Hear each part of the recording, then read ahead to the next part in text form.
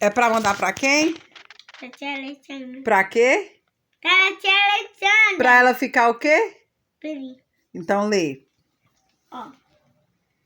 Gente, hoje a gente vai precisar ler e aprender. Ó.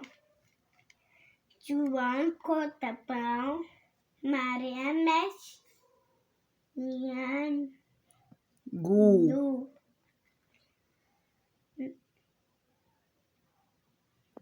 Tereza.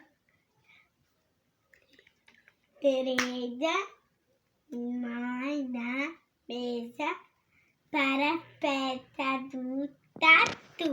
Vamos mostrar. Olha aqui, gente. Não Ela pode tá esse, lendo não quase pode tudo, gente. Quase tudo já. Gente, se a letra não vai ficar feliz, é pra mim aprender, é pra mim ficar certo.